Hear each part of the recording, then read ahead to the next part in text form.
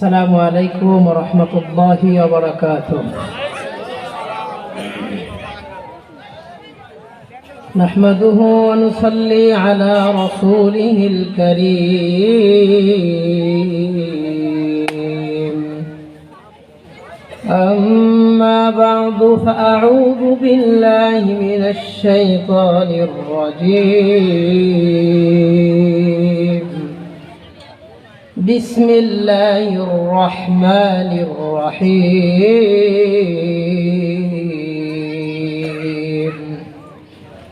إنما المؤمنون الذين إذا ذكر الله وجلت قلوبهم وإذا تليت عليهم آياته زادتهم إيمانا وعلى ربهم يتوكلون. الذين يقيمون الصلاة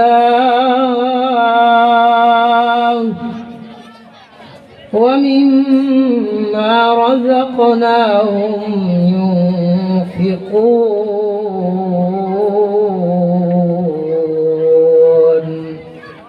أولئك هم المؤمنون حقا لهم درجات عند ربهم ومغفرة ورزق كريم.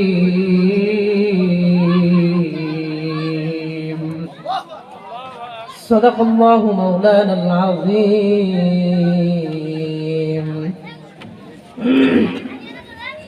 وعن أبي هريرة رضي الله تعالى عنه وعنهم أنه قال رسول الله صلى الله عليه وسلم: من قال سبحان الله وبحمده في يوم 100 مرة حطت خطاياه وإن كانت مثل زبد البحر أو كما قال النبي عليه الصلاة والسلام. سبحانك لا علم لنا إلا ما علمتنا إنك أنت العليم الحكيم.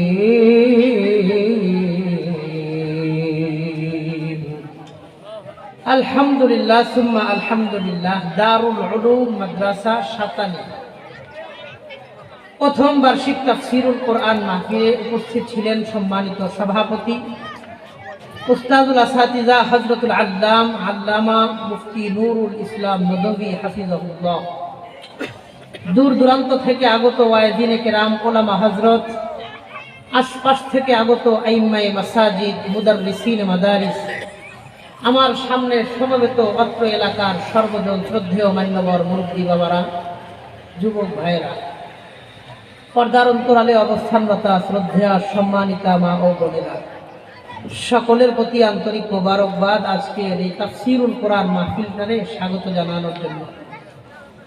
কাবিলে ইহতিরাম মুআজ্জাজ সামিঈন হযরত, আপনাদের সামনে আমি কোরআনে কারীম সূরা আনফাল থেকে 2, 3, 4 তিনটা আয়াতে কারিমা তিলাওয়াত করেছি। নবীজি সাল্লাল্লাহু আলাইহি ওয়াসাল্লামের বহু সংখ্যক হাদিস থেকে বুখারী শরীফের 6405 নম্বর হাদিস, একটা হাদিস আপনাদের সামনে পাঠ করেছি। আল্লাহ যদি তৌফিক দান করেন, এই তিনটা আয়াত আর একটা হাদিস সামনে নিয়ে অল্প সময়, খুব বেশি লম্বা সময় আপনাদেরকে কষ্ট দিব না, অল্প সময় কিছু কথা কোরআন আর হাদিসকে সামনে নিয়ে আপনাদের সাথে একটু মুজাকারা করব, কিছু কথা আলোচনা করব, শুনব। কথাগুলা এই উদ্দেশ্যে বলবো, এই নিয়তে বলবো, এই মাকসাদে বলবো যেন আল্লাহ তাআলা প্রত্যেকটি ভালো কথা আর আমলি কথার উপরে সবার আগে আমি গুনাহগারকে আমল করার তৌফিক দান করেন। এরপরে আল্লাহ তাআলা ভালো আর আমলি কথাগুলোর উপরে আমাদের সবাইরে আমল করার তৌফিক দান করেন, বলেন আমিন। আমি কোনো রকম ভূমিকাতে সময় নষ্ট না করে সরাসরি আলোচনায় প্রবেশ করতেছি। একটু মনোযোগের সাথে আমলের নিয়তে কথাগুলা শুনবেন। রাজি আছেন ইনশাআল্লাহ? কথা কন, রাজি আছেন ইনশাআল্লাহ? আল্লাহ আমাদের সবাই সেই তৌফিক দান করেন, বলেন আমিন। এক আয়াতে আল্লাহ তাআলা কোরআনে কারীমে বলেন, বিসমিল্লাহির রহমানির রহিম, ওয়া ইন তাউদ্দু নি'মাতাল্লাহি লা তুহসুহা। আল্লাহ বলেন, আমি পৃথিবীতে মানুষের জন্য এই পরিমাণ নিয়ামত দিয়ে রাখছি, পৃথিবীর সমস্ত মানুষ যদি ওই নিয়ামতগুলোর একটা একটা করে গণনা শুরু করে, পৃথিবীর সময় শেষ হয়ে যাবে। আল্লাহর নিয়ামতের সংখ্যা গণনা করে শেষ করতে পারবে না, কেউ শেষ করতে পারবে না, শেষ করা সম্ভব না। এত সংখ্যক নিয়ামত আল্লাহ দুনিয়াতে দিয়ে রাখছেন। এই আয়াতের ব্যাখ্যায় রাইসুল মুফাসসিরিন আব্দুল্লাহ ইবনে আব্বাস রাদিয়াল্লাহু আনহুমা তিনি বলেন, পৃথিবীতে যে আল্লাহ অসংখ্য নিয়ামত দিয়েছেন, এই হাজারো নিয়ামতের মধ্যে সবচেয়ে বড় নিয়ামত কোনটা? তিনি বলেন, ওয়া ইন্না মিন আকবারি নিআমিল্লাহি সুবহানাহু ওয়া তাআলা ওয়া হুয়াল ঈমান। আল্লাহ পৃথিবীতে যত নিয়ামত দিয়েছেন তার মধ্যে সবচাইতে বড় নিয়ামতের নাম হলো ঈমান। বলেন সুবহানাল্লাহ। আপনাদের এই এলাকার মধ্যে যত মানুষ মুসলমান আছে, এলাকার নাম সাতানি এলাকা, এই এলাকার কোনো একজন মানুষ নবীজি সাল্লাল্লাহু আলাইহি ওয়াসাল্লামের সরাসরি দেখছে এমন কেউ আছে? কিন্তু বুঝে শুনে কন্যা আছে? নাই, কেউ নবীজি সাল্লাল্লাহু আলাইহি ওয়াসাল্লামের সরাসরি দেখে নাই। আচ্ছা, যারা নবীজিকে দেখছেন, সাহাবী দেখছে, এমন কেউ আসেনি? তার মানে আমরা নবী দেখি নাই, যারা নবীকে দেখেছেন সাহাবী, আমরা তাদেরকেও দেখি নাই। নবী পাই নাই, সাহাবী পাই নাই, তাবেঈন পাই নাই, তাবায়ে তাবেঈন পাই নাই, আইম্মায়ে মুজতাহিদিন পাই নাই। 1450 বছর পরে দুনিয়াতে আমাকে আপনাকে মুসলমানের ঘরে ইমানের মতো মহাদৌলত দিয়া দুনিয়াতে পাঠাইলেন কে? কোনদিন আল্লাহর কাছে আমি আপনি ইমান চাইছিলাম? আল্লাহর কাছে চাই নাই, দরখাস্ত করি নাই, আবেদন করি নাই, নিবেদন করি নাই, কিচ্ছু করি নাই। তারপরেও ভালোবেসে মহব্বত করে ইমান দিছেন কে? অনেকেই মনে মনে আবেগের কারণে মাঝে মাঝে বলে, আহারে যদি নবীর যুগে আইতাম কত ভালো হইতো, নবীজিরে দেখতে পারতাম, আবু বকর, ওমর, ওসমান, আলী সবাইরে দেখতে পারতাম, কত ভালো হইতো। আবেগের কারণে বলে। আপনার আবেগকে অবশ্যই আমি শ্রদ্ধা জানাই, তবে মনে রাখবেন, আল্লাহ আমার আপনার ব্যাপারে যে সিদ্ধান্ত নিছেন, যে ফায়সালা করছেন, পরবর্তী জামানায় পাঠাইছেন, এটার মধ্যেই কল্যাণ এবং এটার মধ্যেই মঙ্গল আছে। আমি বললেও, আমি বুঝলেও এটাই ঠিক, না বুঝলেও ঠিক। কারণ সহজে একটা কথা বলি, নবীজি সাল্লাল্লাহু আলাইহি ওয়াসাল্লামের জামানায় আবু বকর, ওমর, ওসমান, আলী তারা যেমন ছিলেন, আবু জেহেল, উতবা, সাইবা তারাও ছিল কি ছিল না? আমি আপনি যদি নবীর জামানায় আসতাম, আবু বকর, ওমর, ওসমান, আলী তাদের কাতারে থাকতাম, না আবু জেহেল, উতবা, সাইবা তাদের কাতারে চলে যেতাম? এর কি কোনো নিশ্চয়তা, গ্যারান্টি আমার আপনার কাছে আছে? তার মানে কি হইল, আবু জেহেল, উতবা, সাইবা নবী পাইছে, ঈমান পায় নাই। আমি আপনি নবীরে পাই নাই, কিন্তু ঈমান পাইছি। বলেন আলহামদুলিল্লাহ। কথাটা বুঝতে পারছেন নি? নবী পাওয়ার মধ্যে কল্যাণ নাই যদি ঈমান না থাকে। আল্লাহ আমাদেরকে ঈমান দিয়েছেন, এই ঈমান নিয়ে যেন কবরে যাইতে পারি, এই ফিকির করা, এই মেহনত করা, এই চেষ্টা করার দরকার আছে না নাই? নদীতে মাছ মারতে গেছেন, মাছ পান নাই, মনটা খারাপ, বাড়িতে ফিরে আসছেন, কিন্তু মাছ মারতে গিয়ে বড় একটা মাছ পাইছেন, লাভ দিয়ে ছুটে গেছে। এবারও মনটা খারাপ, কিন্তু আফসোসটা কমবে না বাড়বে? আফসোসটা একটু বেশি বাড়বে, যে আমি তো পায়াও পাইলাম না, পায়াও তো আনতে পারলাম না, ধরে রাখতে পারলাম না। আল্লাহ আমাদেরকে ঈমান দিয়েছেন, ঈমানটা নিয়ে যেন কবরে যাইতে পারি, সেই তৌফিক আল্লাহ দান করেন। বলেন নবীজির একটা হাদিস দিয়ে আমি আমার আলোচনার দিকে প্রবেশ করব। কিভাবে দুনিয়াতে ঈমানের জীবন পাবো, কিভাবে মরার সময় ঈমানীওয়ালা মরণ পাবো, এই শিরোনামটাকে সামনে নিয়ে কিছু কথা শুনবো। আমি শুনছি আপনাদের মাদ্রাসার পাশে গোরস্থান, কবরস্থান আছে, কথা কয়।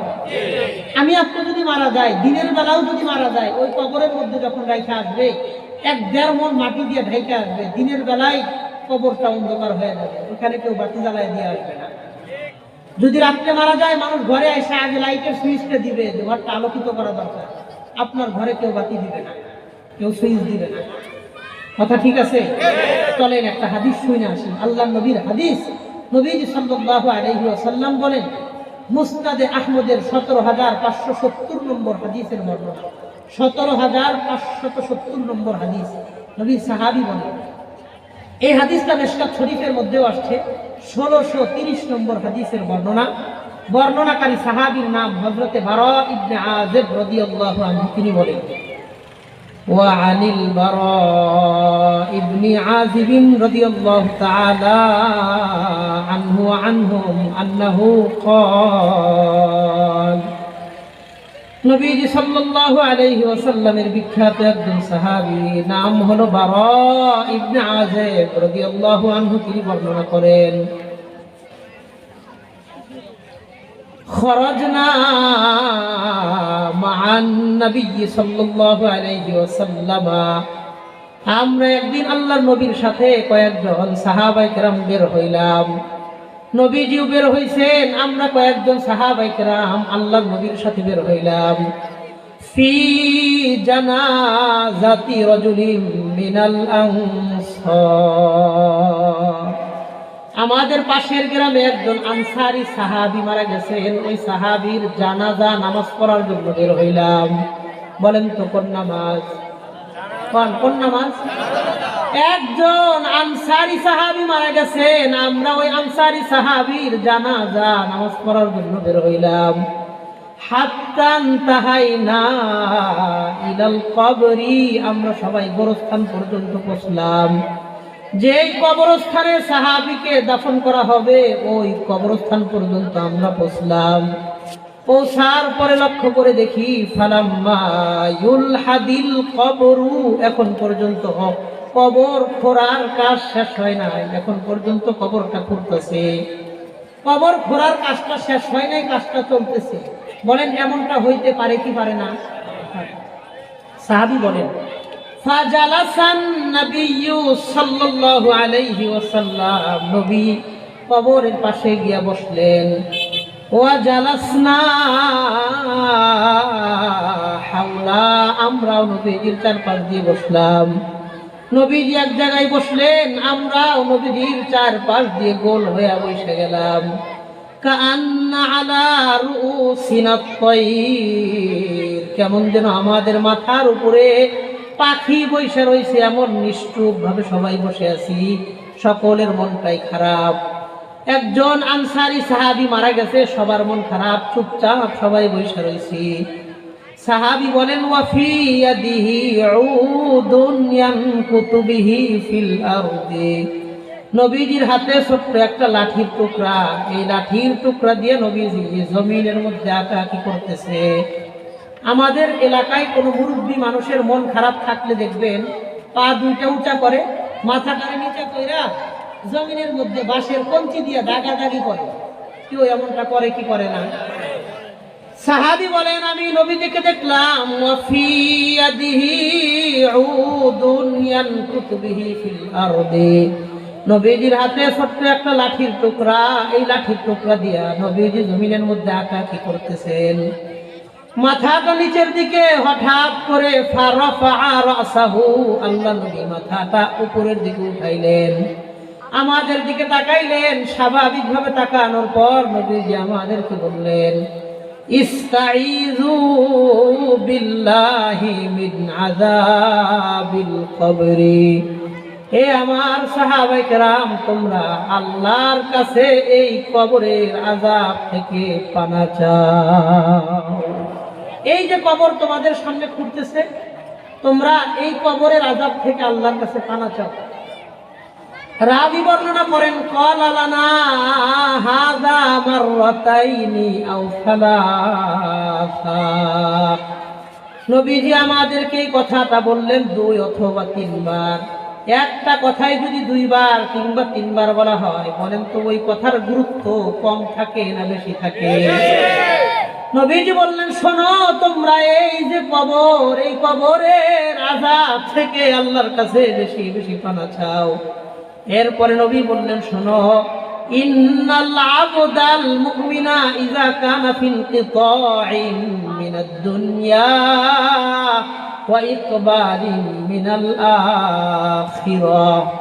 দুনিয়া থেকে একজন ভালো মানুষ যেদিন বিদায় নিবে, একজন ইমানদার মানুষ যেদিন দুনিয়া থেকে বিদায় নিবে, একজন ইমানদার মানুষ যেদিন দুনিয়া থেকে বিদায় নিবে, ফি ইনকিতাইন মিনাদ দুনিয়া ওয়া ইকবালিন মিনাল আখিরাহ, দুনিয়া থেকে বিদায় নিয়ে যেদিন আখিরাতের দিকে রওনা করবে, এই দিন এই ইমানদারের আত্মাটারে কবজা করার জন্য নাযালাত ইলাইহি মিনাস সামাই মালাইকা, ইমানদারের আত্মাটারে কবজা করার জন্য আল্লাহ তাআলা আসমান থেকে হাজার হাজার ফেরেশতা আল্লাহ পাঠায় দেয়।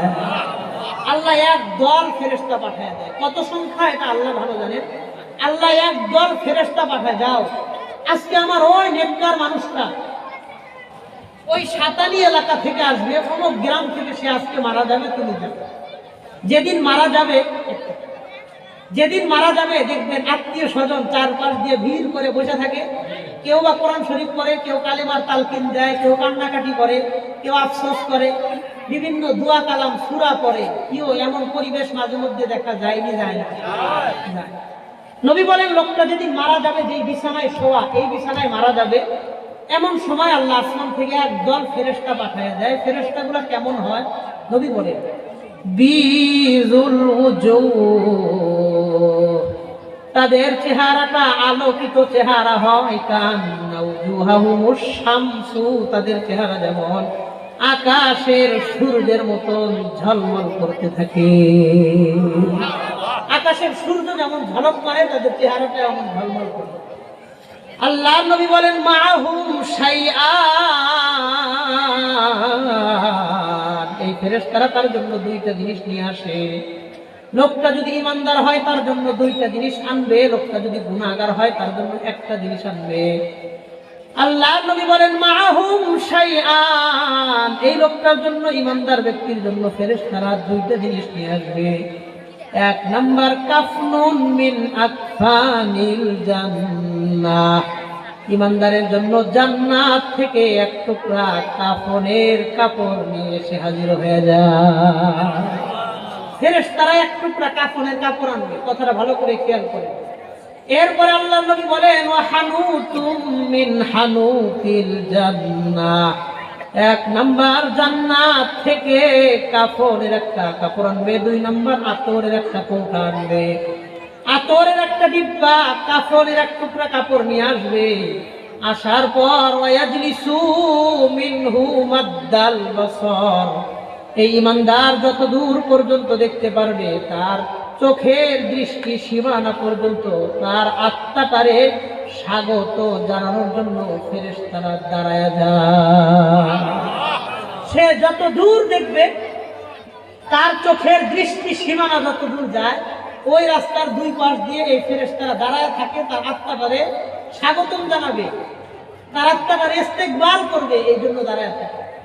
এই দাঁড়ানো সারির মাঝখান দিয়ে মালাকুল মউত আসে। নবীজি বলেন, ওয়ায়াতিহি মালাকুল মউত, এই ইমানদারের কাছে মালাকুল মউত হাইটা হাইটা আসতে থাকে। ওয়ায়াজলিসু ইনদা রাসিহি মিন জানিবিহিল মাইমান, মালাকুল মউত আসার পর তার মাথার ডান পাশে বসে। লোকটা যদি ভালো হয়, মালাকুল মউত আজরাইল তার মাথার ডান পাশে বসবে। আর লোকটা যদি গুনাহগার হয়, মালাকুল মউত তার বাম পাশে বসবে। বলেন, নেককারের কোন পাশে? গুনাহগারের কোন পাশে? মালাকুল মউত তার মাথার ডান পাশে বসার পরে লোকটারে ডাক দিয়ে বলবে, ইয়া আইয়াতুহান নাফসুত তাইয়্যিবা, হে পবিত্র আত্মা, ইমানদারের আত্মাটারে পবিত্র বলে ডাক দেয়। বলেন সুবহানাল্লাহ। ইমানদারের আত্মাটারে ডাক দিয়ে কয়, ইয়া আইয়াতুহান নাফসুত তাইয়্যিবা, হে পবিত্র আত্মা, উখরুজি ইলা রিজওয়ানি রাব্বিক ওয়া মাগফিরাতিন আলাইক, তুমি ওই আল্লাহর দিকে বের হয়ে আসো যে আল্লাহ তোমার উপরে সন্তুষ্ট, তোমার জীবনের সব গুনাহ আল্লাহ মাফ করে দিয়েছে। সুন্দর করে একটা ডাক দেয়, হে পবিত্র আত্মা, তুমি বের হয়ে আসো ওই আল্লাহর দিকে, ইলা রিজওয়ানি রাব্বিক ওয়া মাগফিরাতিন আলাইহি। সে তো তোমার উপরে সন্তুষ্ট, তোমার জীবনের যেই ছোট্টখাট্ট ভুল ভ্রান্তি ত্রুটি বিচ্যুতি ছিল সব আল্লাহ ক্ষমা করে দিয়েছে। এই বছর এত সুন্দর করে যখন মালাকুল মাউত ডাক দিবে, তার আত্মাটা ভিতর থেকে কেমনে বের হবে নবীজি বলে, ভালো করে দেখেন, নবীজি উদাহরণ দিয়ে বলে। ইমানদারের আত্মাটারে যখন এত সুন্দর করে ডাক দিবেন, হে পবিত্র আত্মা বের হয়ে আসো ওই আল্লাহর দিকে, যে আল্লাহ তোমার উপরে সন্তুষ্ট, তোমার জীবনের সব গুনাহ আল্লাহ মাফ করেছেন। এই ডাক দেওয়ার পর নবী বলেন, ফাতাখরুজু তাসিলু কামা তাসিলুল কতরাতু মিন ফামিস সিকাই। একটা বোতল থেকে এক ফোঁটা পানি যতটা সহজে বের হয়ে যায়, ইমানদারের আত্মাটা তার চাইতে ও সহজে ভিতর থেকে বের হয়ে যায়। নবী বলেন, ফাতাখরুজু তাসিলু কামা তাসিলুল কতরাতু মিন ফামিস সিকা। আরে একটা বোতল থেকে এক ফোঁটা পানি যতটা সহজে বের হয়ে যায়, কোনো কষ্ট হয় না, ইমানদারের আত্মাটা তার ভিতর থেকে এর চাইতেও সহজে বের হয়ে যায়। নবীজি উদাহরণ দিয়ে বললেন। এবার ইমানদারের আত্মাটা যখন সুন্দর হয়ে বের হয়ে আসবে, নবীজি বলেন, ফায়াজআলুনাহা ফি যালিকাল কাফনি ওয়া ফি যালিকাল হানুত। এবার ইমানদারের আত্মাটারে ওই কাফনের কাপড়ের মধ্যে রাখবে, ওই সুগন্ধির মধ্যে তারা আত্মাটারে পেঁচায় ধরবে, আত্মাটারে কাফনের কাপড়ের মধ্যে প্যাকেট করবে, ওই সুগন্ধি তার মধ্যে ছিটায় দেওয়ার পর নবীজি বলেন, ফায়াখরুজু মিনহা কাআতয়াবি নাফহাতিন মিসকিন উজিদা আলা ওয়াজহিল আরদি। এই আত্মা থেকে এমন সুগ্রাণ ছড়াইতে থাকবে, দুনিয়ার মানুষ এমন সুগ্রাণ কোনোদিন শুই খাও দেখে না। আত্মাটা থেকে ব্যাপক সুগ্রাণ বের হবে। এই আত্মাটা নিয়ে ওই দাঁড়ানো ফেরেশতাদের সামনে দিয়ে যাইতে থাকবে। নবী বলেন, ফালা ইয়ামুরুনা বিহা আলা মালাইম মিনাল মালাইকা। এই আত্মাটারে নিয়ে যখন ওই ফেরেশতাদের সামনে দিয়ে যাইতে থাকবে, ইল্লা ইয়ালকাউনা আলাইহিমুস সালামা মিনাল্লাহ। ওই ফেরেশতারা সকলে এই ইমানদারের আত্মাটারে আল্লাহর পক্ষ থেকে সালাম জানাইতে থাকবে। সেনাবাহিনীর বড় কোনো অফিসার যদি যায়, সেনারা যেমন সালাম দেয়, স্যালুট দেয়, এই ফেরেশতারা এই ইমানদারের আত্মাটারে এমনি সালাম আর স্যালুট দিতে থাকবে। সুবহানাল্লাহ। আল্লাহর হাবিব বলেন, হাত্তা ইয়ানতাহিয়া বিহা ইলা সামাঈদ দুনিয়া। এই আত্মাটারে নিয়ে মালাকুল মাউত দুনিয়ার আসমান পর্যন্ত চলে যাবে। দুনিয়ার আসমান পর্যন্ত যাওয়ার পর ফায়াস্তাফতাহুনা লাহু বাবাস সামা। আল্লাহর কাছে বলবেন, আল্লাহ আপনি আসমানের দরওয়াজা খুলে দেন, আপনার নেককার বান্দার আত্মাটা নিয়ে আমি আসমানে হাজির হয়েছি। আল্লাহ তার জন্য প্রথম আসমানের দরওয়াজা খুলে দিবেন। প্রথম আসমান, দ্বিতীয়, তৃতীয়, চতুর্থ, পঞ্চম, ষষ্ঠ, সপ্তম, 7 আসমান পর্যন্ত নিয়ে যাবে। নবীজি বলেন, হাত্তা ইয়ানতাহিয়া বিহা ইলা সামাইস সাবিয়া। 7 নম্বর আসমানে যাওয়ার পর আরশের আশেপাশে আল্লাহর কিছু মালাইকাতুল মুকাররাবিন, আল্লাহর কিছু নৈকট্যধারী ফেরেশতা আছে যারা সব সময় আরশের আশেপাশে থাকে। তারা যখন দেখবেন এমন সুগ্রাণ ছড়াইতেছে, তারা প্রশ্ন করবেন, লিমান হাযিহির রূহুত তাইয়্যিবু। এই পবিত্র আত্মাটা কার? আমরা এই ব্যক্তির পরিচয় জানতে চাই। এত সুন্দর জান্নাতি গ্রাম আমরা তো আসমানে কোনোদিন পাই নাই। এই লোকটাকে, যার আত্মা থেকে এত ভালো গ্রাম বের হয়, আমরা তার পরিচয় জানতে চাই। এবার আমাদের 2 কাঁধে 2 জন ফেরেশতা আছে, কিরামান কাতিবিন। আল্লাহ ওদেরকে বলবেন, শোনো, এই বান্দার দুনিয়াতে কি কি ভালো কাজ আছে, সে জীবনে কি কি ভালো কাজ করছে, গুনাহ তো আমি মাফই করে দিছি, ভালো কাজগুলো তোমরা কইরা আমার ফেরেশতাদেরকে শোনাও। বলেন সুবহানাল্লাহ। এবার মালাকুল মাউত আত্মাটা নিয়ে দাঁড়ায় থাকবে, আর কিরামান কাতিবিন ফায়ুসাম্মুনাহু বিআহসানি আসমাইহি ফিদ দুনিয়া। দুনিয়াতে সে কি কি কাজ করেছে তার প্রত্যেকটা ভালো কাজ ফেরেশতাদের সামনে করে করে শোনাবে। প্রত্যেকটা কাজ যখন করে করে শোনানো হবে, আল্লাহ বলবেন আমার বান্দার এত ভালো ভালো কাজ শোনো, ইজালু কিতাব আবদি ফি ইল্লিয়িন, আমার এই বান্দার নামটা তোমরা জান্নাতি বান্দাদের তালিকাভুক্ত করে দাও। এত ভালো কাজ, এর নামটা এখনই তুমি জান্নাতি মানুষদের তালিকাভুক্ত করো। আল্লাহর কাছে দুইটা তালিকা থাকে, আল্লাহর আরশের ডান পাশে ইল্লিয়িন জান্নাতি মানুষদের তালিকা, আর আল্লাহর আরশের বাম পাশে সিজ্জিন জাহান্নামীদের একটা তালিকা আছে। আল্লাহ বলবেন এই বান্দার নামটা জান্নাতি মানুষদের তালিকার মধ্যে অ্যাড করো, সংযুক্ত করো। তো মালাকুল মউতের কাজ, সে গিয়া জান্নাতি মানুষদের তালিকার মধ্যে অমুক এলাকার অমুকের সন্তান অমুক, এই নামটা সেখানে লিখে দিবে। লেখার পর আল্লাহ বলবেন শোনো, ওয়াঈদু রূহাহু ইলা কবরিহি, তার এই আত্মাটারে তার কবরের মধ্যে রাইখা আসো। আত্মাটা ছিল 7 আসমানে, আল্লাহ বলবেন এখানে রাখো না, তারে নিয়ে তার কবরের মধ্যে শোয়ায় আসো। ফেরেশতারা প্রশ্ন করবেন আল্লাহ এই আত্মা যদি 7 আসমানে থাকে কোনো অসুবিধা নাই, আরে আপনি 7 আসমানে রাইখা দেন, আমরা জান্নাতের গ্রানটা অন্তত সুইখা দেখতে পারবো। আল্লাহ বলবেন না, তারে 7 আসমানে রাখা যাবে না, তার আত্মাটারে তার কবরের মধ্যেই রাখতে হবে। কারণ কি? আল্লাহ জবাব দিয়ে বলবেন ফাইন্নী মিনহা খালাকতুহু ওয়া ফিহা উঈদুহু ওয়া মিনহা উখরিজুহু তারাতান উখরা, কারণ আমি আল্লাহ এই মাটি থেকে ওরে তৈরি করেছি, এই মাটির মধ্যেই ফিরায় দিব হাসরের মাঠে, এই মাটি থেকে আমি আল্লাহর দরবারে হাজির করব। এরা 7 আসমানে রাখা যাবে না, ঝামেলা আছে। কারণ আমি ওয়াদা করেছি মাটি থেকে মানুষ বানাবো, মাটিতেই ফিরিয়ে দিব, মাটি থেকে আবার উঠাবো, তাই কই রাখতে হবে? আসমানে না, মাটিতে নিয়ে যাবে। এবার মালাইকাতুল মুকাররাবিনদের সামনে থেকে আত্মাটা মালাকুল মাউত নিয়ে আসবে। আসার পরে তার কবরের মধ্যে সুন্দর করে শোয়ায়া মালাকুল মাউত চলে যাবে। মালাকুল মাউতের কাজ শেষ। মালাকুল মাউত যখন তার কবর থেকে বের হয়ে যাবে, আত্মীয় স্বজনরাও দূরে দূরে চলে যাবে। আল্লাহ নবী বলেন ওয়ায়াতিহি মালাকান আসওয়াদান আজরুকান, এই ইমানদারের কবরের মধ্যে মালাকুল মাউত চলে যাওয়ার পর, আত্মীয় স্বজন দূরে যাওয়ার পর, 2 জন ফেরেশতা আসবে। একটু আওয়াজ করে মনোযোগ দিয়ে কথা বলেন, কয়জন ফেরেশতা আসবে? 2 জন ফেরেশতা আসবে। আসার পর নবী বলেন ইউকালু লিআহাদিহিমা আল মুনকার ওয়া লিল আখারি আন নাকির, একজন ফেরেশতাকে বলা হয় মুনকার, আরেকজন ফেরেশতাকে বলা হয় নাকির। মুনকার নাকির 2 জন ফেরেশতা তার কবরের মধ্যে আসবে। আসার পর ফায়ুজলিসানিহি ফি কবরিহি, তার কবরের মধ্যে তারে উঠাইয়া বসাবে।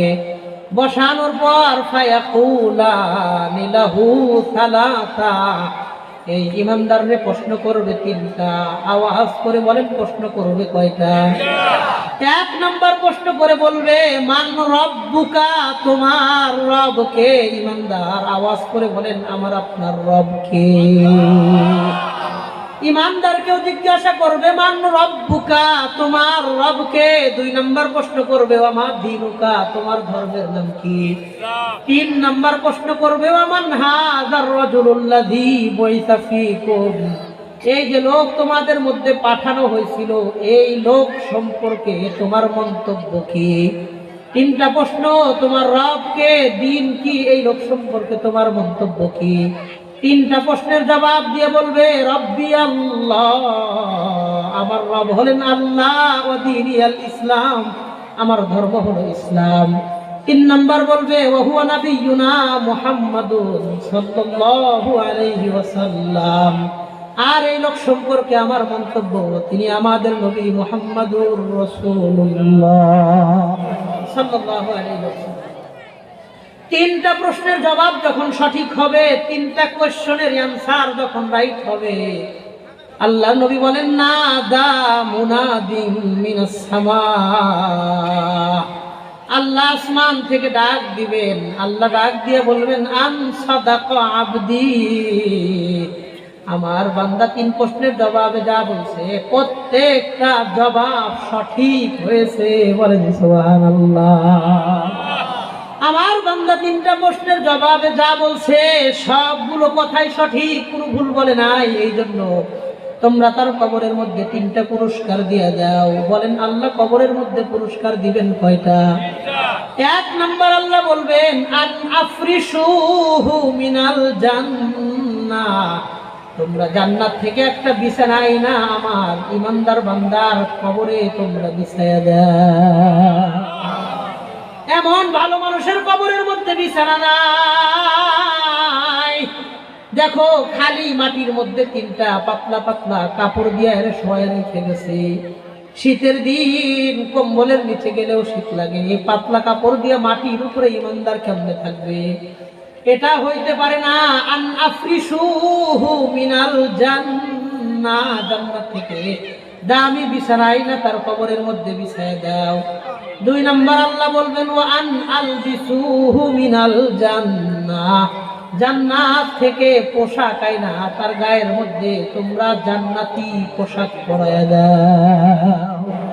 তিন নাম্বার আল্লাহ বলবেন আফতাহু লাহু বাবান ইলাল জান্নাহ, তার কবর থেকে জান্নাত পর্যন্ত একটা গেট, একটা দরওয়াজার ব্যবস্থা তোমরা করে দাও। এই জন্যই তো বলা হয় আল্লাহ অমুকের কবরটারে তুমি জান্নাতের টুকরা বানায় দাও। জান্নাতের টুকরা কেমনে বানানো হয়? এই হাদিস থেকে বোঝা যায় জান্নাত থেকে তার কবর পর্যন্ত একটা গেট, একটা দরওয়াজার ব্যবস্থা আল্লাহ করে দেয়।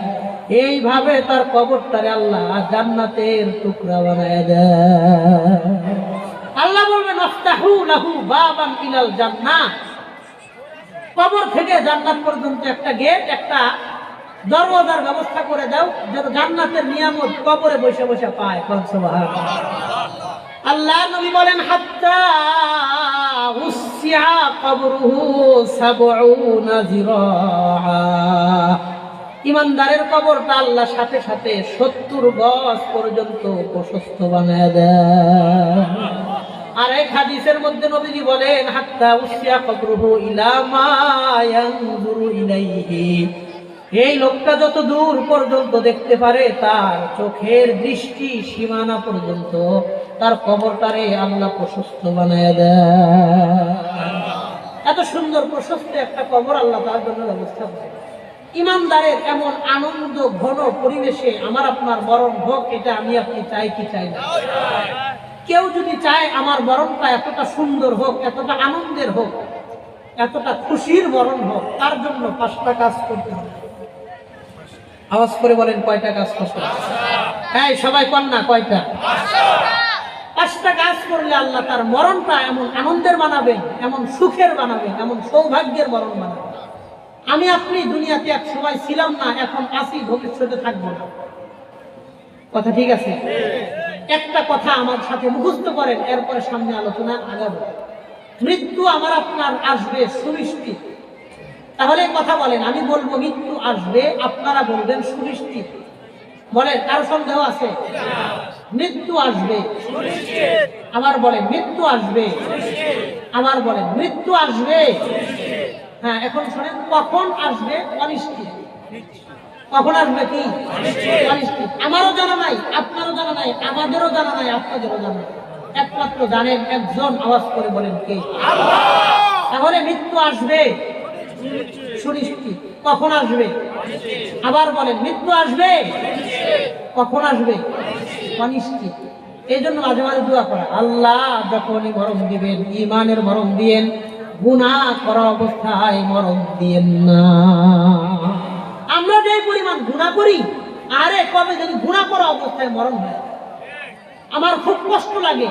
আপনাদের চট্টগ্রাম, সিলেট, বিশেষ করে কক্সবাজারের রোডে যত নাইট কোচের বড় বড় বাস দেখবেন, এই বাসের মধ্যে পোলাপান যে ওঠে, অথবা বাস মালিক কর্তৃপক্ষরাও বাসের সামনে দেখবেন একটা টেলিভিশন ঝুলায় দেয় না, লোহা দিয়ে একটা কেচিং বানায়, এটার মধ্যে একটা ল্যাপটপ টেলিভিশন দিয়ে দেয়।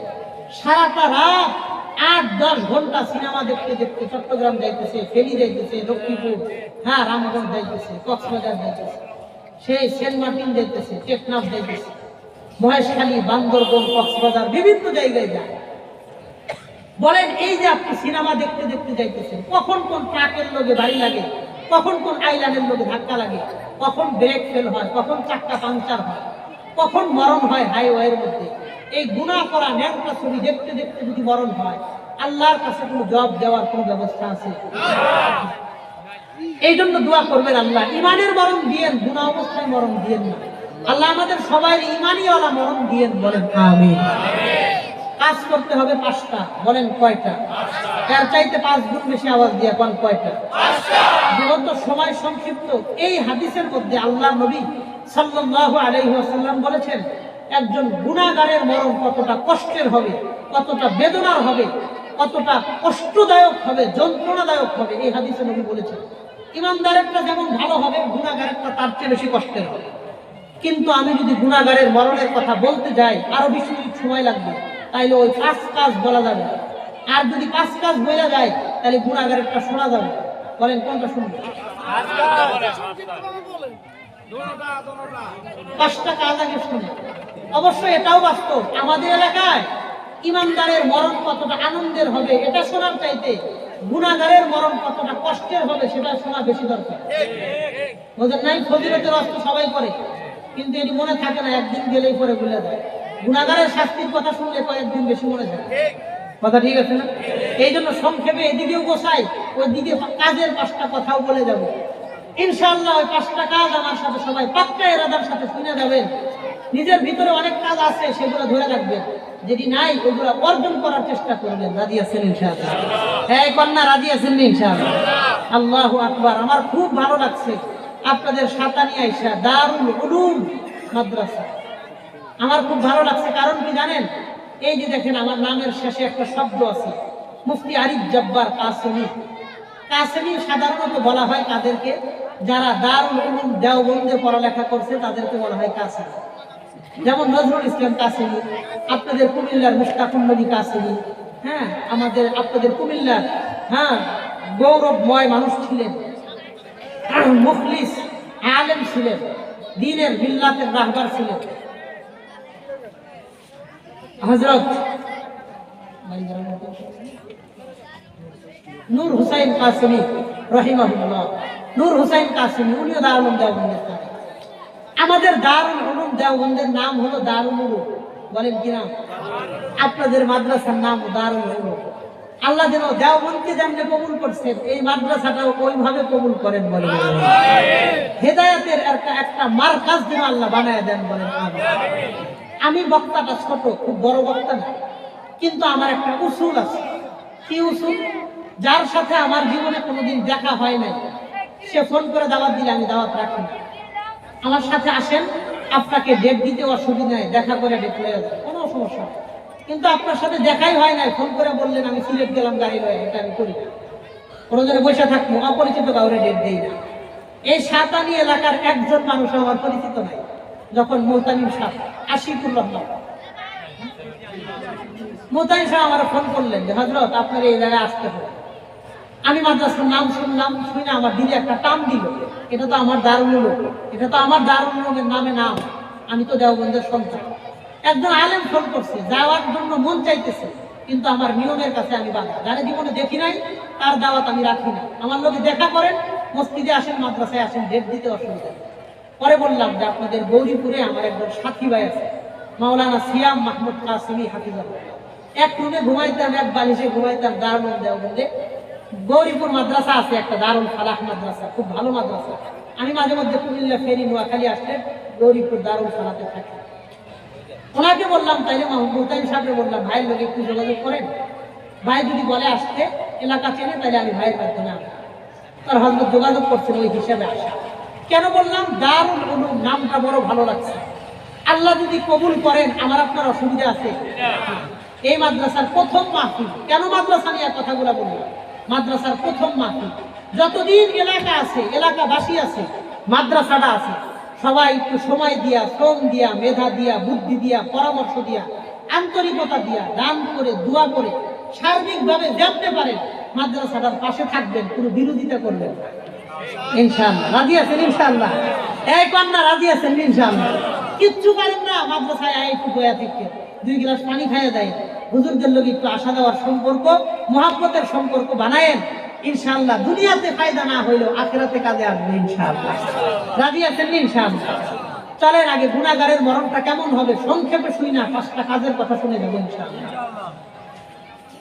মিশকাতুল মাসাবির 1630 নম্বর এই হাদিসের দ্বিতীয় অংশে নবী বলেন, ওয়া ইন্নাল আবদাল ফাজিরা, আর একজন গুনাহগার মানুষ যখন দুনিয়া থেকে বিদায় নিবে, ওয়া ইকবালিন মিনাল আখিরাহ, যখন আখিরাতের দিকে রওনা করবে, দুনিয়ার জীবন থেকে বিদায় নিয়ে আখিরাতের দিকে যখন রওনা করবে, নাজালাত ইলাইহি মিনাস সামাই মালাইকা, এই গুনাহগারের কাছে আল্লাহর পক্ষ থেকে অনেক ফেরেশতাদের একটা জামাত আসবে, একটা দল আসবে। কিন্তু নবী বলেন সুদুল উজুহ, তাদের চেহারাটা এমন কালো হবে, কাআকরাহিমা আনতারাইন রাজুলান মারআতান ফিল আযাব, দুনিয়াতে এমন ভয়ঙ্কর চেহারা আর আপনি কাউরেই দেখেন না। ভয়ঙ্কর কিছু চেহারা নিয়ে কিছু ফেরেশতা গুনাহগারের কাছে আসবে। ইমানদারের আত্মাটা কবজা করার জন্য ফেরেশতারা কয়টা জিনিস নিয়ে আসছিল? কোন কয়টা? নবী বলেন গুনাহগার ব্যক্তির আত্মাটা যখন কবজা করবে, গুনাহগারের জন্য একটা জিনিস নিয়ে আসবে। আওয়াজ করে বলেন কয়টা জিনিস আনবে? নবী বলেন মাহুমুল মুসুহ, গুনাহগারের আত্মাটা কবজা করার জন্য তার জন্য মুসুহ নিয়ে আসবে, মুসুহ নিয়ে আসবে। মুসুহ জিনিসটা কি একটু বুঝাই না, এটা তো বুঝবেন না ভালো করে। আপনাদের এলাকায় টিনের ঘর আছে? টিনের চাল দিয়ে যে জায়গায় পানি পড়ে ওই জায়গায় মা বোনেরা মাটি যেন ধুইয়া না যায় এই জন্য একটা কাগজ এবং একটা বস্তা দিয়ে দেয়নি? অনেক সময় প্লাস্টিকের বস্তা দেয় না, ভিজে ভিজে ছিঁড়া যায়, পরে প্লাস্টিকের বস্তা সহ মাটি দিয়ে যায়। এই জন্য পাটের বস্তা দিয়ে রাখে, পানি পড়লে শব্দও হয় না, মাটি ধুইয়াও যায় না। কথাটা বুঝছেন? আমি তো গ্রামের মানুষ, এই জন্য আমি এগুলো ভালো বুঝি, আশা করি আপনারাও বুঝবেন। এই পাটের বস্তা মাটির উপরে দিয়ে রাখে কেন? যেন মাটি ধুয়ে না যায়। এই বস্তাটা পুরান হইতে হইতে এক সময় মাটির কালারের মধ্যে মিলে যায়। মাটির যেই কালার বস্তার সেই কালার। বস্তা আছে কিনা বোঝা যায় না, মনে হয় মাটি আছে। যখন এই বস্তাটা উঠানো হয় তখন বোঝা যায় যে এখানে একটা বস্তা ছিল। বেশ কয়েকদিন একটু নতুন নতুন বোঝা যায়। এই পুরাতন সেরা পাটের বস্তাটাকে বলা হয় মুসুহ। 1 নম্বর পুরাতন, 2 নম্বর সেরা, 3 নম্বর ময়লা। পুরাতন সেরা ময়লা যুক্ত পাটের বস্তাটাকে বলা হয় মুসুহ। আল্লাহ নবী বলেন গুনাহগার ব্যক্তির আত্মাটা যখন কবজা করবে, একটা মুসুহ পাটের পুরাতন বস্তা নিয়ে আসবে। আনার পর ওয়ায়াতিহি মালাকুল মাউত, গুনাহগারের কাছে মালাকুল মাউত আসবে। ওয়ায়াজলিসা ইনদা রাসিহি মিন জানিবিহিল মাইসার, গুনাহগারের মাথার কোন পাশে বসবে? বাম পাশে। এই কন্যা কোন পাশে? বাম পাশে। হ্যাঁ, বাম পাশে। লোকটা যদি ইমানদার হয় মাথার ডান পাশে বসবে, গুনাহগার হইলে বাম পাশে বসবে। গুনাহগারের মাথার বাম পাশে বসার পর এই গুনাহগার লোকটার ডাক দিয়ে বলবে, ইয়া আইয়াতুহান নাফসুল খাবিসা, হে অপবিত্র আত্মা। আওয়াজ করে বলেন নাউযুবিল্লাহ। গুনাহগারের আত্মাটারে ডাক দিয়া বলবে, ইয়া আইয়াতুহান নাফসুল খাবিসা, হে অপবিত্র আত্মা, উখরুজি ইলা সাখাতিন মিনাল্লাহি ওয়া গাযাবিন আলাইক, তুমি ওই আল্লাহর দিকে বের হয়ে আসো যে আল্লাহ তোমার উপরে অসন্তুষ্ট এবং ওই আল্লাহ তোমার উপরে রাগান্বিত। বলেন নাউযুবিল্লাহ। তোমার উপরে অসন্তুষ্ট, রাগান্বিত, এই কথা বলে যখন ডাক দিবে, গুনাহগারের আত্মাটা বের হইতে চাইবে না। নবীজি বলেন ফাতাফাররাকা রূহুহু ফি আজসাদিহি, আর আত্মাটা পুরা শরীরের মধ্যে ছোটাছুটি শুরু করবে। ওয়ায়ারাকা জাসাদুহু, তার শরীরটা ঘেমে যাবে, আত্মাটা বের হইতে চাইবে না। কেমনে বের করবে? নিজ ইচ্ছায় যখন বের হবে না, তারে জোর করে বের করবে। কেমনে বের হবে? নবী বলেন ফায়ান্তাজিউহা কামা ইউনতাজাউস সাফুদু মিনাস সুফিল মাবলুল। একটা ভেজা তুলার বস্তার মধ্যে বড় বড় লোহা রাখলে ওই লোহাগুলো যেমন জং পড়ে যায়, এরপরে জংওয়ালা লোহা তুলার বস্তার মধ্যে থেকে টাইনা ছাড়াইতে গেলে কিছু কিছু লোহার অংশ সিরা সিরা তুলার লোক লাগিয়ে যায়। ওই তুলার কাঠিটা, লোহার কাঠিটা তুলার বস্তা থেকে বের করলে যতটা কষ্ট হয়, এই লোকের আত্মাটা ওইভাবে টাইনা সিরা ভিতর থেকে বের করবে। বলেন নাউজুবিল্লাহ। আর এক হাদিসের মধ্যে নবীজি বলেন, একটা বকরি জীবন্ত অবস্থায় তার পা থেকে চামড়াগুলা সিরা সিরা যদি মাথা থেকে চামড়াটা বের করা হয়, জীবন্ত বকরি জবাই করে নাই, পা থেকে চামড়া সিলায় সিলায় মাথা থেকে যদি চামড়াটা বের করা হয়, এই বকরির যতটা কষ্ট হয়, গুনাহগারের আত্মাটা তার ভিতর থেকে বের করলে তার চাইতেও বেশি কষ্ট তার হয়ে যায়। এই ভয়ঙ্কর পদ্ধতিতে আত্মাটারে টাইনা টাইনা বের করার পর নবীজি বলেন, ফায়াজআলুনাহা ফি যালিকাল মুসূহ, ওই সালার পুরাতন সেরা অবস্থার মধ্যে এই আত্মাটাকে রাখবে। রাখার পরে নবীজি বলেন, ফায়াখরুজু মিনহা কাআনতানি রিহাতি জিফাতিন মুজিদাত আলা ওয়াজহিল আরদি, এই সালার বস্তার মধ্যে থেকে এমন দুর্গন্ধ বের হইতে থাকবে, দুনিয়ার কোন মানুষ এমন দুর্গন্ধ কোনদিন শুইখা দেখে নাই। মারাত্মক দুর্গন্ধ শুরু হয়ে যাবে এই বস্তার মধ্যে থেকে। এবার নবী বলেন, ফালা ইয়ামুরুনা বিহা আলা মালাইম মিনাল মালাইকা, এই আত্মাটারে নিয়ে যখন ওই ফেরেশতাদের সামনে দিয়ে যাইতে থাকবে, ইল্লা ইয়াকুলুনা লাহু সুহকান সুহকা, এই ফেরেশতারা তারে বলবে, সরাও, তাড়াতাড়ি সরায় নিয়ে যাও, কোন দুর্গন্ধময় ময়লাযুক্ত জিনিস তোমরা আমাদের সামনে নিয়ে আসছো। মালাকুল মাউত এক দৌড় দিয়ে আত্মাটারে তাদের সামনে থেকে সরায় নিয়ে যাবে, হাত্তা ইয়ানতাহিয়া বিহা ইলা সামাইদ দুনিয়া, দুনিয়ার আসমান পর্যন্ত এই গুনাহগারের আত্মাটারে নিয়ে যাবে। নিয়ে যাওয়ার পর আল্লাহকে বলবেন, ফায়াস্তাফতাহুনা লাহু বাবাস সামা, আল্লাহরে বলবেন, আল্লাহ আমাদের জন্য আসমানের দরওয়াজা খুলে দেন, আপনার এক নিকৃষ্ট বান্দা আত্মা আমরা নিয়ে আসছি। আল্লাহ জবাব দিয়ে বলবেন, আল ইয়াউম লা তুফাত্তাহ লাহুম আবওয়াবুস সামা, আমি আল্লাহ তোদের জন্য আজকে আমার আসমানের দরওয়াজা বন্ধ করে দিলাম, তোমার এই অপবিত্র আত্মাটা আমি আসমানে আনতে দিব না, এরে আমি আসমানে উঠাইতে দিব না, আসমানের দরওয়াজা বন্ধ। মালাকুল মাউত বলবেন, আল্লাহ যদি আপনি ওরে আসমানে নিতে না দেন, এই আত্মাটা কি করব? এই আত্মাটা তো আবার তার মধ্যে ফেরত দেওয়া যাবে না, কারণ দুনিয়াতে মানুষ মারা যায় একবার। বলেন কয়বার? আপনি আসমানে নিতে দিবেন না, আবার এই আত্মাটা তার মধ্যে ফিরাও দিতে দিবেন না, আমি কি করব?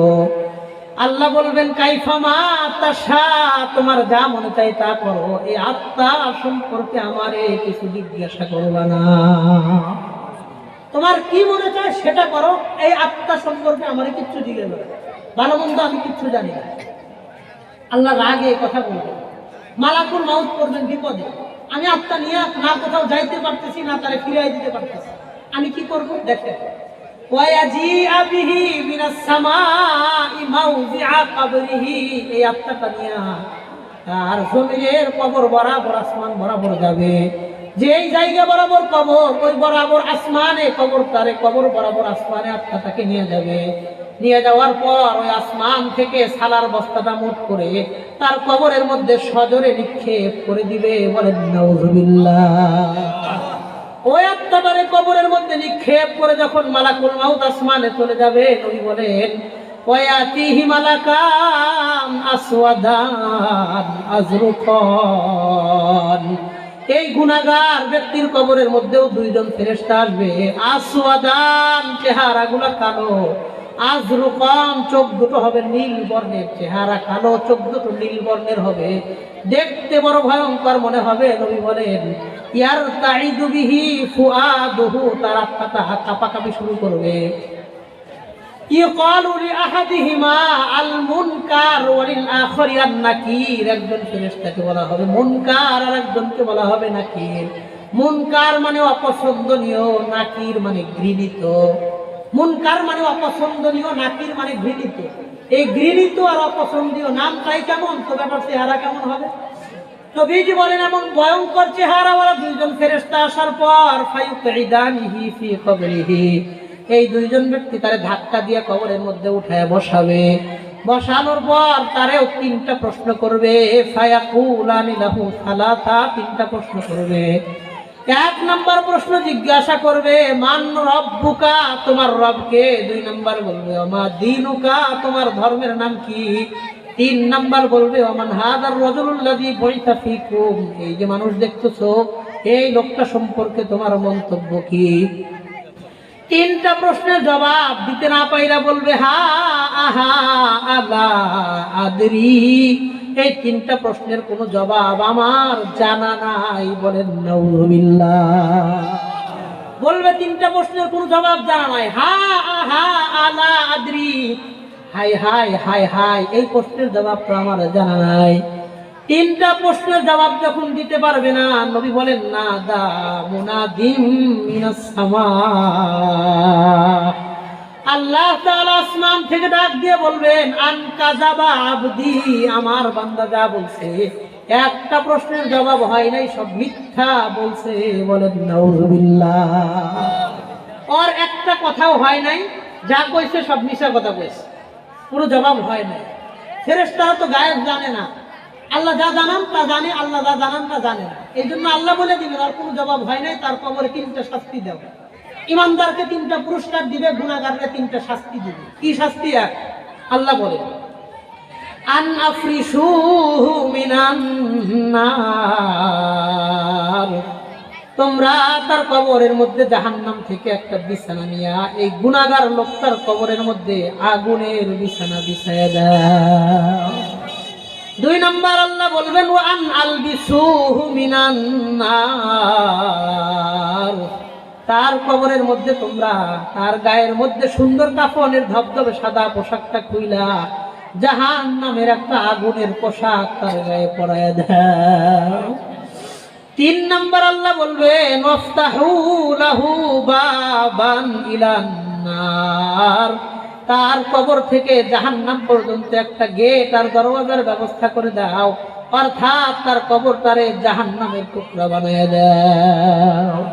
নবীজি বলেন, হাত্তা ইউযায়্যাকু কবরুহু, তার কবরটা আল্লাহ এমন ভাবে চাপ দিবেন, হাত্তা তাখতালিফা ফীমা বাইনা আযলাইহি, তার বুকের দুই পাজরের হাড়, একটা হাড় আর একটা হাড়ের মধ্যে দিয়া ঢুকে যাবে। বলেন নাউযুবিল্লাহ। নবীজি বলেন, ওয়ায়ুজালু ফি কবরিহি সুবানুম মুবিন, তার কবরের মধ্যে আল্লাহ বড় একটা সাপ নিযুক্ত করে দিবেন।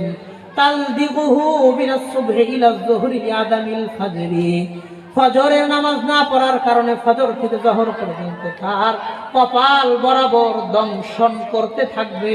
বলেন নাউযুবিল্লাহ। ওয়া মিনাজ যুহরি ইলাল আসরি, জোহর থেকে আসর পর্যন্ত, ওয়া মিনাল আসরি ইলাল মাগরিব, আসর থেকে মাগরিব পর্যন্ত, ওয়া মিনাল মাগরিবি ইলাল ইশা, মাগরিব থেকে ইশা পর্যন্ত, ওয়া মিনাল ইশা ইলাল ফজরি, ইশা থেকে ফজর পর্যন্ত এই সাপ তার কপালের মধ্যে দংশন করতে থাকবে। বলেন নাউযুবিল্লাহ। কেমনে দংশন করবে সেটাও নবীজি বলেন, হাত্তা ইয়াসিলা জাসাদুহু ফিল আরদি ৭০ জিরাআ, তার শরীরটা জমিনের ৭০ গজ নিচে চলে যাবে, আবার কামড়ায় উপরে উঠাবে, আর একটা ঠোকর দিবে, আবারও ৭০ গজ নিচে যাবে, আবার কামড় দিয়ে উপরে উঠাবে, আবার ৭০ গজ নিচে ডাবাবে। এই নিয়মতান্ত্রিক তারে শাস্তি দিতে থাকবে। বলেন নাউযুবিল্লাহ। আল্লাহ এমন গুনাহগারের ভয়ঙ্কর মরণ থেকে এই সাতানি এলাকার প্রত্যেকটা মুমিন মুসলমান ভাই মা বোনদের সহ আমাদের সবাই হেফাজত করে নেন। বলেন আমিন। তাহলে ইমানদারের মরণ আমি আপনি ওইরকম আনন্দের মরণ হোক, এটা চাই কে কে? আল্লাহর হাতটা দেখুন, বেশি করে তোলেন, আরো যার ঘর দূরে ওঠে উড়ান। আল্লাহ আমাদের সবাই দুনিয়াতে ইমানি জীবন, মরণ সময় ইমানি মরণ দান করেন। বলেন আমিন। কাজকরণ লাগবে কয়টা? তাই ভুলে যান নাই তো? কেউ ভুলে গেছেন গা? ঘুমায় গেছেন গা? কে কে ঘুমায় গেছেন? আল্লাহর হাতটা দেখায় দেন। আল্লাহু আকবার।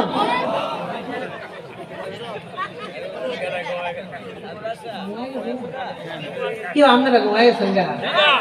সুন্দর কথা কইছে, তো ঘুমাইলে হাত জাগায় লোকের না, এটাও তো একটা কথা, ঘুমাইলে আবার হাত জাগায় লোকের না। মাশাআল্লাহ মাশাআল্লাহ, দেখলাম কার মনোযোগ কতটুকু। মাশাআল্লাহ, মনোযোগের পাওয়ার অনেক ভালো আছে। আল্লাহ আমাদেরকে আমলের নিয়তে কথাগুলো শোনার তৌফিক দান করেন। 5টা কাজ করতে হবে।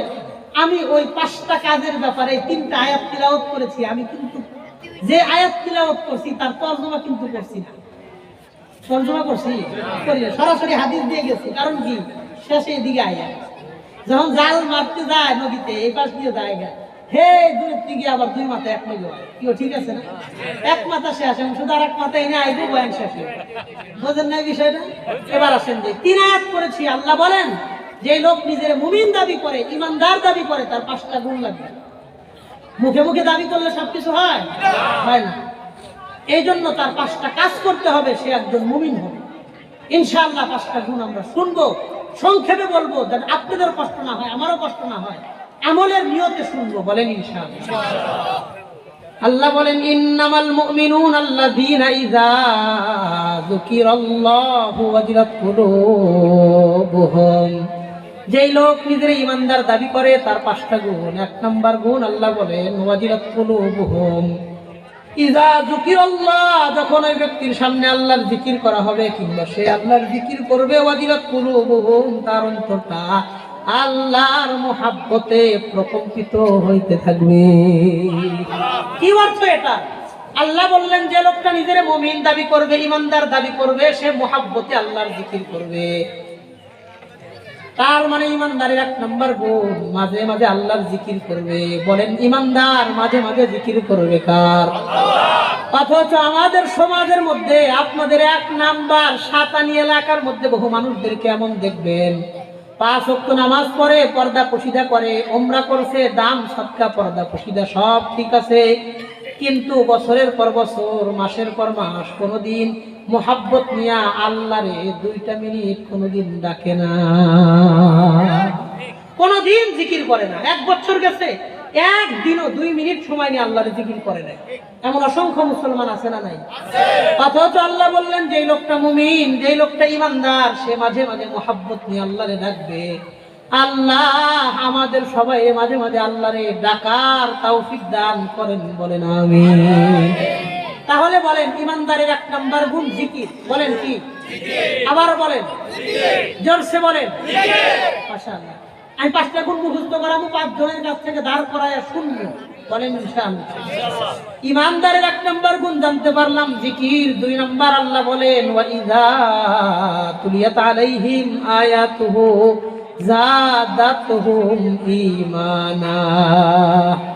ইমানদার মাঝে মাঝে কোরআনে কারিমের তিলাওয়াত করবে, তিলাওয়াত করার দ্বারা তার অন্তরে আল্লাহর প্রতি ঈমান বাড়তে থাকবে। অথচ আমাদের সমাজের মধ্যে বহুত মানুষদেরকে এমন পাইবেন, আহারে 3 বছর গেছে, কোনোদিন কোরআন শরীফ খুইলা 2টা লাইন তেলাওয়াত করে নাই। আছে না নাই? একদিনও পড়ে না কোরআন শরীফ। 5 বছর যায়, একদিনও পড়ে না। আগে তো মাঝে মধ্যে পড়তো, মোবাইলটা হওয়ার পরে তো তালা দিয়ে লাইছে। কথা কন, বহুত মানুষ আছে কাঁচের গ্লাসটা আলমারির মধ্যে রাখে, কোরআন শরীফটা আলমারির উপরে রাখে, যেন হোমারে টিকটিকা দৌড়াদৌড়ি করে। কথা কন, আপনার বাড়িতে আজকে যায় দেখবেন, কোন জিনিস এত ময়লা নাই, কোরআন শরীফটা যেই পরিমাণ ময়লা হয়ে গেছে। উপরে টান দিয়ে দেখেন, এক আঙ্গুল ধুলা পড়ে রয়েছে, 1 আঙ্গুল। ওখানে একটা ধান রাখিয়ে দিয়ে গাছ হয়ে যাবে।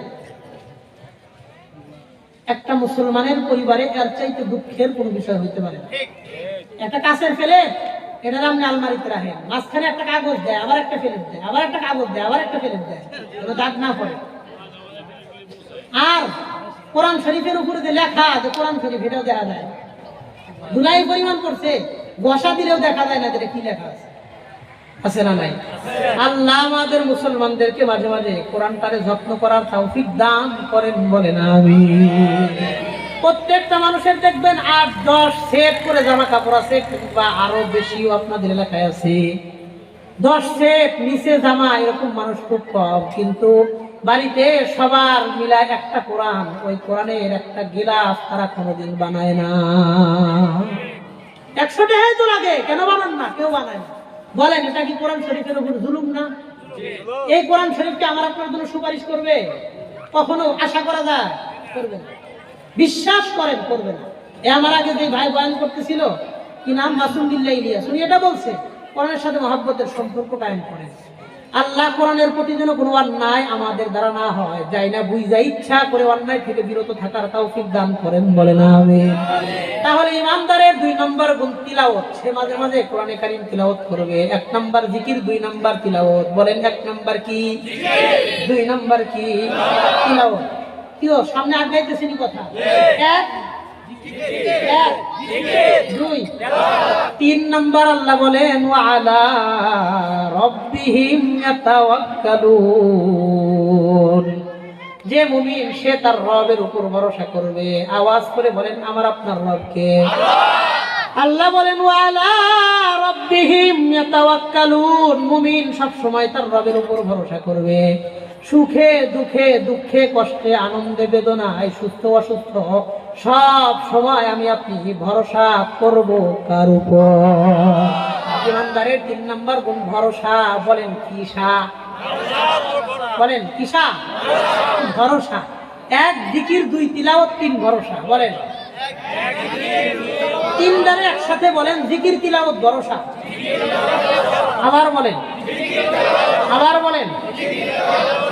ইমানদারের 1 নম্বর গুণ জিকির, 2 নম্বর তিলাওয়াত, 3 নম্বর ভরসা। 4 নম্বর আল্লাহ বলেন আল্লাযীনা ইউকিমুনাস সালাহ।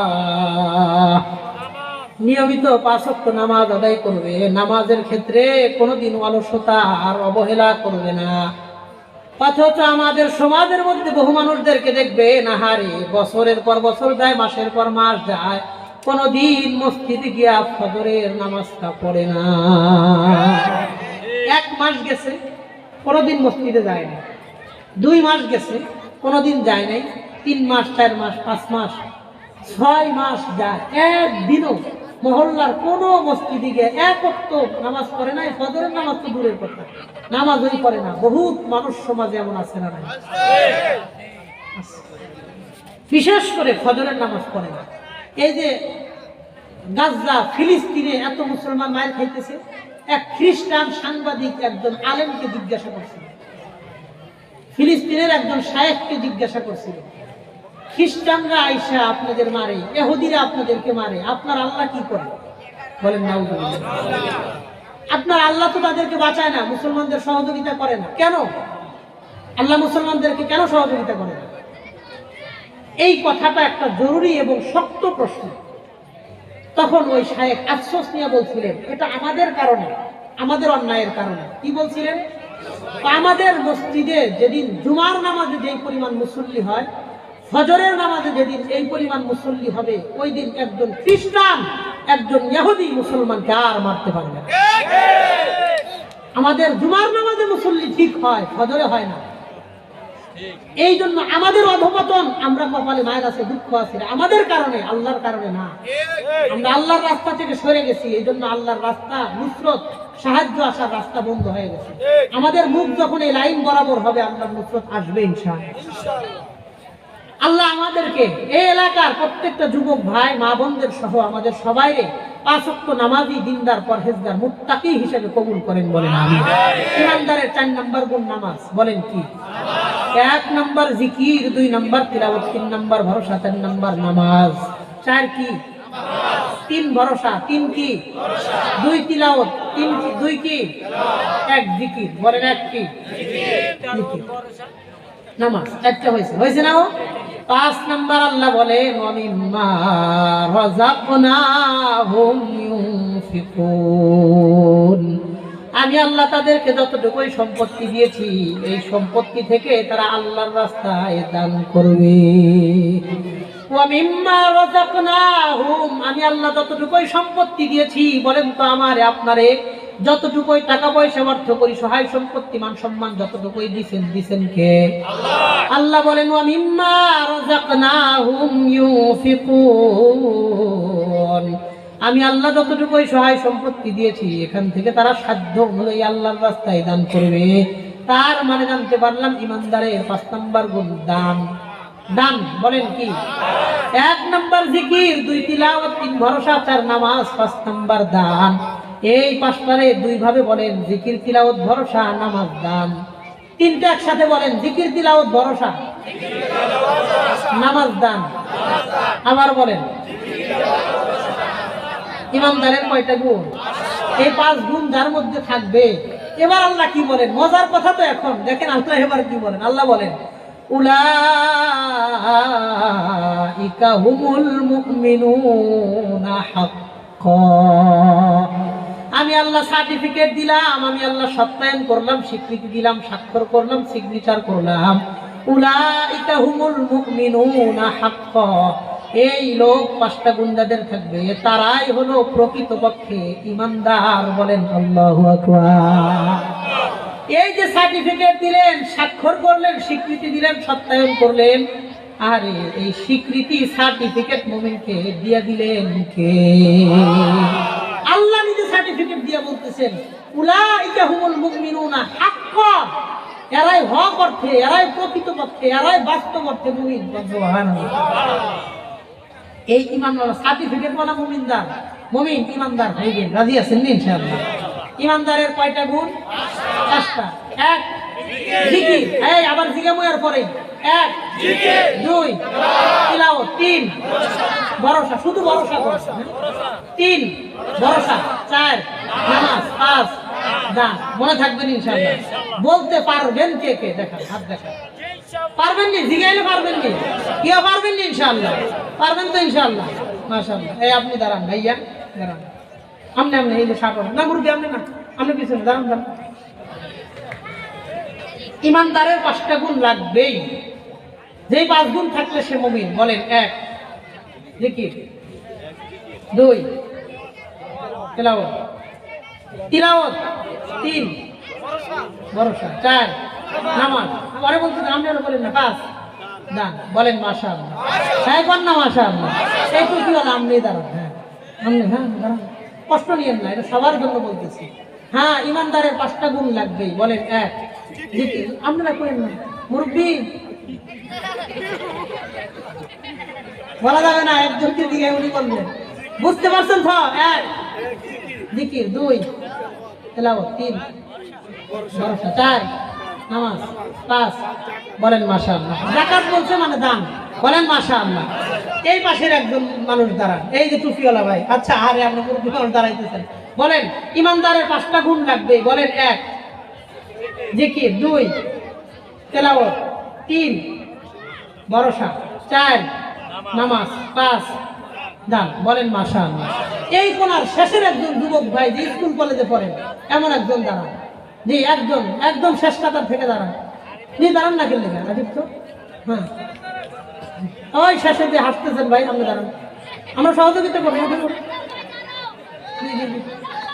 একদম দাঁড়ান না, সবার সাদ্দাম ভাই। হ্যাঁ সাদ্দাম ভাই, এখন তো বিপদে ফেলাই দিচ্ছেন। ইমানদারের 5টা গুণ লাগবে। বলেন, 1 জোরে কোন, আমার মতন তো স্বাস্থ্যওয়ালা, জোরে বলবেন। 1 জিকির, 2 তেলাওয়াত মাশাআল্লাহ, 3 ভরসা, 4 নামাজ, 5 বলেন মাশাআল্লাহ। 5 জনের কাছ থেকে শুনলাম, আল্লাহ আমার এই যে যুবক ভাইরা কষ্ট করে দাঁড়াইলো, এই গুণ তাদের মধ্যে পুরাপুরি আকারে দান করেন। বলেন শেষ কথা। আল্লাহ বলেন, যার মধ্যে এই 5টা গুণ থাকবে সে একজন পরিপূর্ণ ইমানদার। আমি আল্লাহ তারে 3টা পুরস্কার দিব। বলেন কয়টা? পুরস্কার না লয়ে যাবেন গা।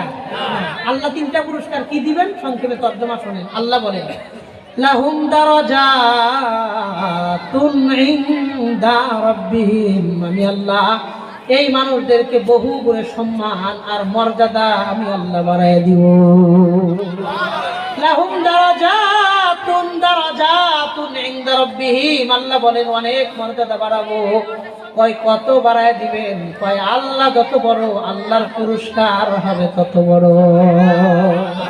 1 নম্বর কথা আল্লাহ বললেন, দারাজাতুন ইনদা রাব্বিহিম, অনেক মর্যাদা আল্লাহ বাড়াবেন।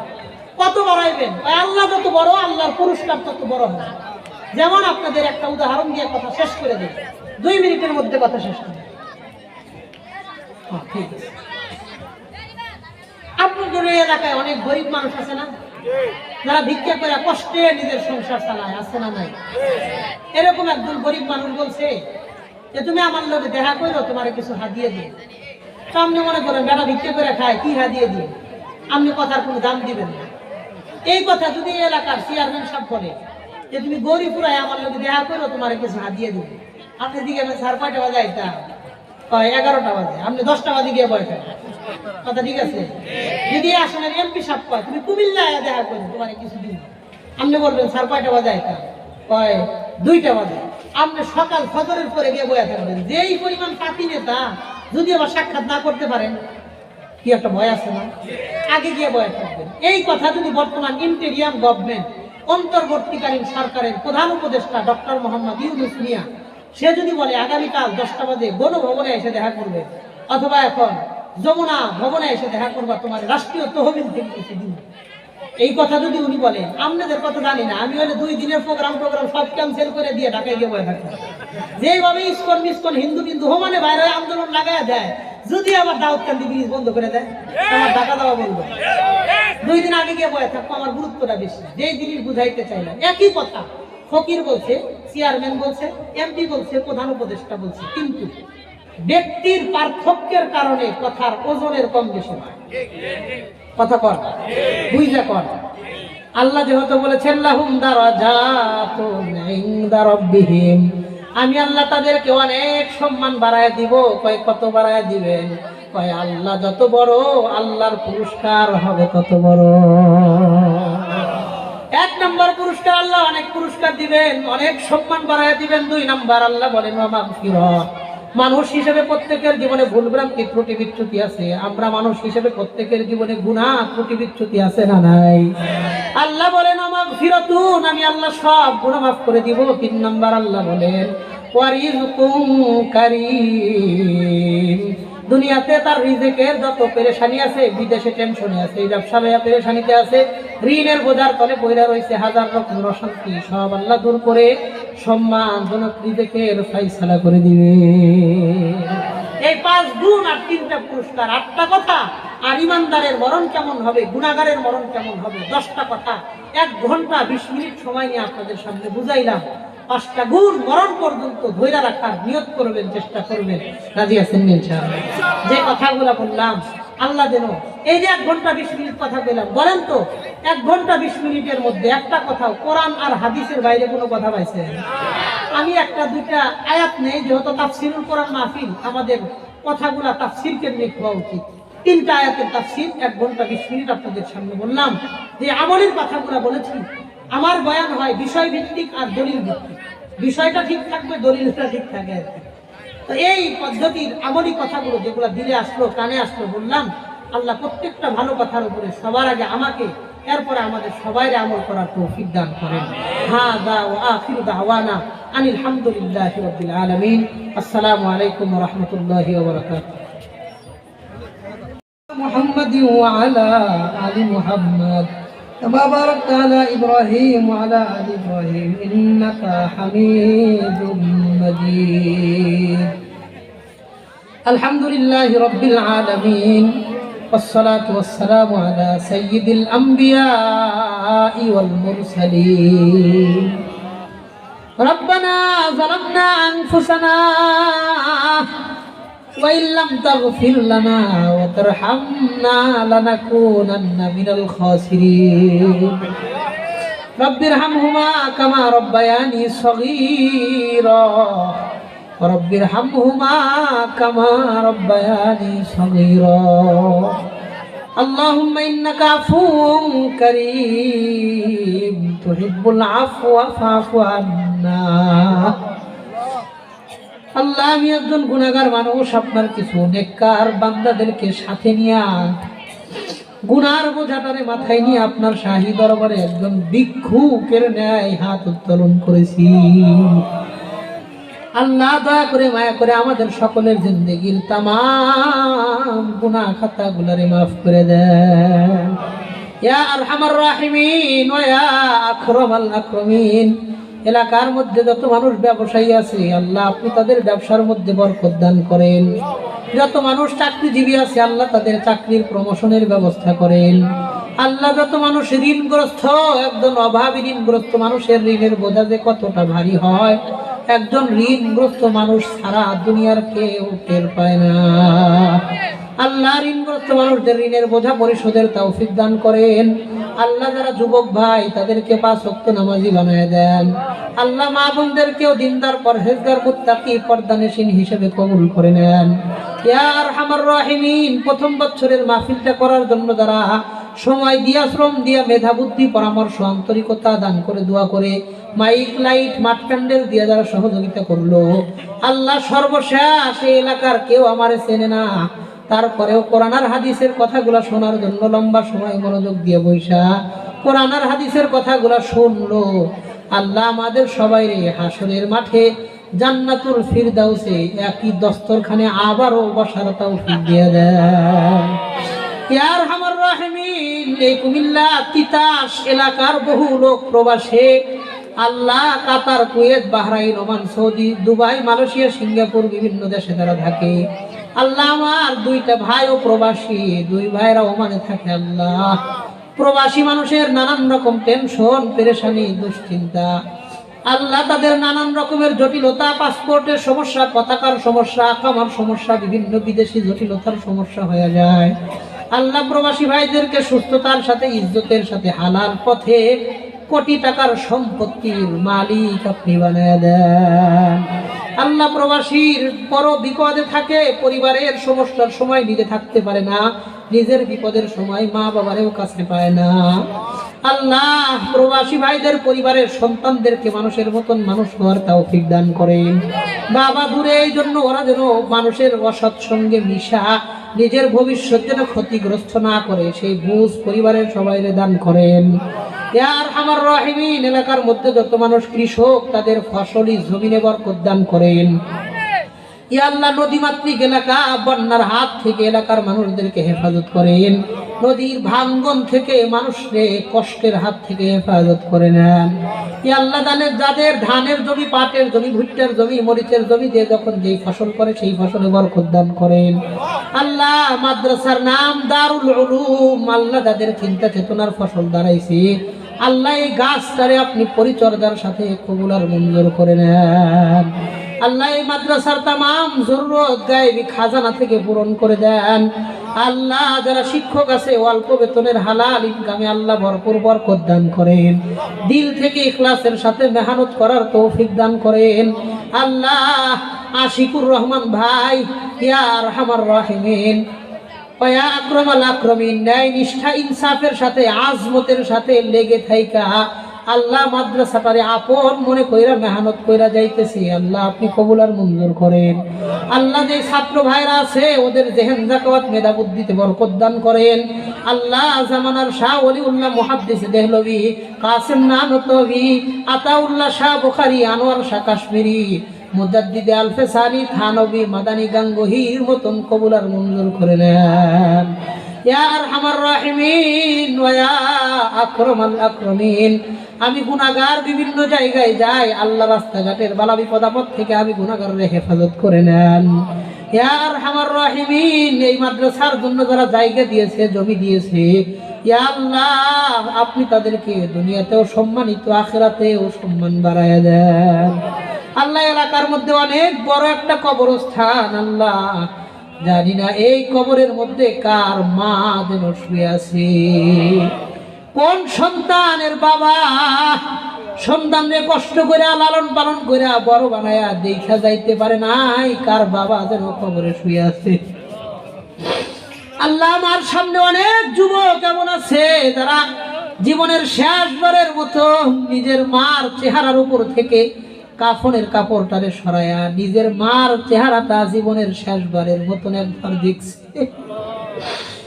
আল্লাহ অনেক সন্তান এমন আছে যারা নিজের বাবার লাশটারে নিজে কবরের মধ্যে নামাইছে, শীতের দিন কোনো বিছানা ছাড়া বাবারে কবরের মধ্যে শোয়া, 2 পাশে 2টা হাত ভর দিয়া কবরের মধ্যে থাইকা কলিজা ছেঁড়া কষ্ট নিয়ে ফিরে আইছে।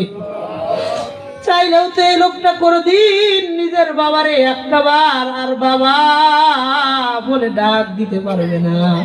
চাইলেও তো কোনদিন নিজের মার মায়াবী চেহারাটার একবারের জন্য দেখতে পারবে না। আল্লাহ, আমাদের যাদের মা নাই, যাদের বাবা নাই, এমন ইয়াতিম সন্তানও আছে যার দুনিয়াতে মাও নাই বাবাও নাই। আল্লাহ, আমাদের মা বাবার কবরটারে জান্নাতের বাগান বানায় দেন। আল্লাহ, কবর থেকে জান্নাত পর্যন্ত একটা দরওয়াজার ব্যবস্থা করে দেন। আল্লাহ, তাদেরকে জান্নাতের সম্মানিত মেহমান হিসেবে কবুল আর মঞ্জুর করে নেন। ইয়া আল্লাহ, যারা সফর সঙ্গী তাদের মধ্যে মাওলানা সিয়াম মাহমুদ কাসেমি আমার বড় ভাই, ইয়া আল্লাহ, অনেক সময় বিভিন্ন বিষয়ে পরামর্শ আন্তরিকতার কোনো কমতি নাই। আল্লাহ, ভাইয়ের মাদ্রাসাটারেও কবুল করেন। আল্লাহ, ভাইয়ের একটা ছেলে একটা মেয়ে, ওদেরকে আলেমা হাফেজা মুত্তাকি হিসেবে কবুল করেন।